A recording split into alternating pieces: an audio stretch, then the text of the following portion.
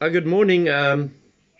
As the founder now of All South African Lives Matter, which is now registered, and I'm also the founder of the RAEL organization, which is a drug rehab and activism group, we're going to go through various subjects and what is happening in our country and beyond. First one I want to tackle this morning is what I was, an addict. I am now 15 years sober, but before that I was in the murder and robbery unit. I was in the South African Narcotic Bureau.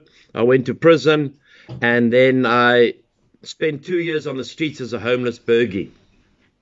I opened up RAEL in memory of my late nephew who hung himself, who was a drug addict, and the help of two people that helped my dream come true, Denise Levy and Miles October.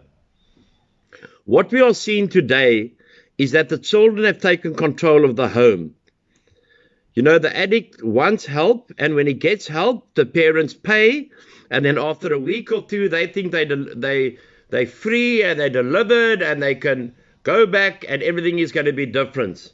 Now, that insanity not only causes heartache in the house, but causes heartache for many, many people that are around them. We as parents, and the parents have to put in boundaries, and they must dictate to the children. They can't have the children dictating to them. They can't have the children saying, this is the way it's going to roll, and our kids will end up lying on the couch, watching TV, playing video games, on TikTok, on social media, and drugging, and the parents have to walk around on eggshells because the kids have just decided they've taken over. We now have to take our homes back. And I'm calling on parents to take your homes back from your children that are addicted. We need to love them, but they need to take your instruction. They need to get help, and they need to get the proper help. You can go to very cheap rehabs, but then you can go to ShopRite or you can go to Woolworths. You decide. The 21-day rehabs don't work. It's too short. It costs you 80,000 Rand a month. It has to be long-term rehab to get a person right. Second part of this is the political will to stamp out drug addiction. There's none. I've been fighting this cause for 15 years. I've been promised from Ramaphosa, who I met, to Maya Mani, to Patricia de Lille, and I can name more politicians who promised us help, including Rob Daniels, the Minister of Trade and Industry. We're still waiting for the help. We've never received a cent from government. I would have been tainted anyway. There is no political will. It's easy to govern a country where the youth and the people who in their 20s are drugged and drunk. It's easier to govern them because they don't care what happens to our government, to our country. They don't care who's stealing because the only thing they're caring about is their next fix. Nothing else.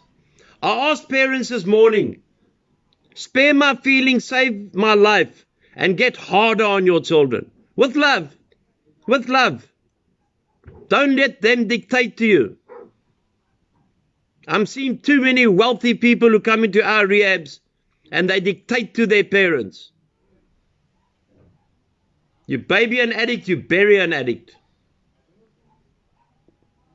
That is the way it's going in South Africa. We have got a drug pandemic in this nation. And I've spoken all around the country and at various countries around the world on this very same thing. Because one has to ask themselves, where does all the drug profits go to? And then you'll find the answers. Follow the money, and you'll find the answers. That's why it's easier to catch cigarettes by Becky Chelly, a.k.a. Chuck Norris, than it is to catch the drug dealers. Why? God bless you on this beautiful day, and may you have a lovely day further. Our numbers is 071 592 3165. God bless you.